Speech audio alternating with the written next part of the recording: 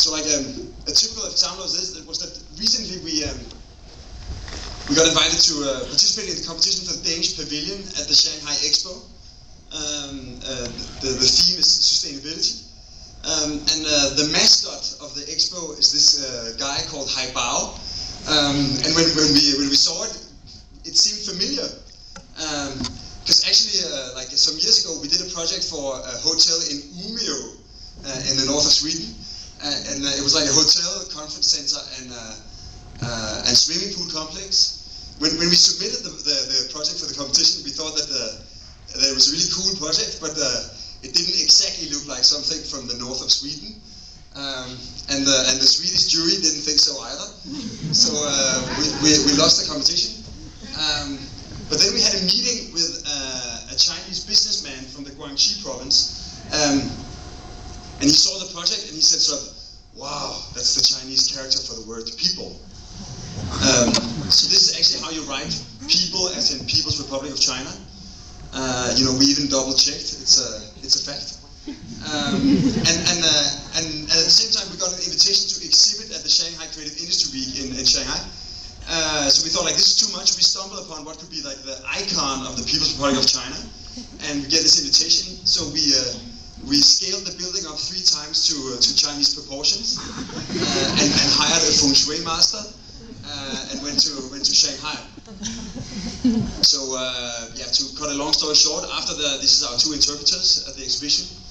After the opening, it went on the cover of the Wen Huibao newspaper.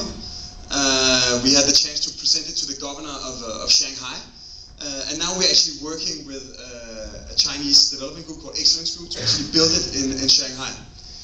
As a funny side note, our interpreter, she told us that just like this is the character for people, this is actually the character for big. And when I told our Indian engineer that, his response was, well, it is your karma to do this building. I hope he's right.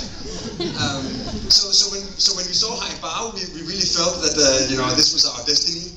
And the theme of the expo is sustainability. It's called Better City, Better Life.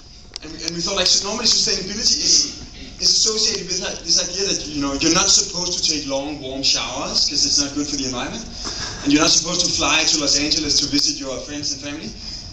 So like you get this idea that sustainable living is less fun than normal living. So we thought it could be interesting to focus on examples where sustainability improves the quality of life. Also we thought like what could Denmark possibly show in China that would be, you know, relevant for the Chinese. So we made this comparison of the two countries. Obviously one of the largest countries in the world and one of the smallest. A sort of a socialist planned economy versus a social democratic welfare state. The national symbol of China is the dragon. In Denmark we have the national bird. And China has a lot of like great poets, but interestingly one of their like like favorite poets is actually Antu Shum, or Hans Christian Andersen, the Danish poet, and he has become sort of a part of the public school curriculum of the People's Republic of China.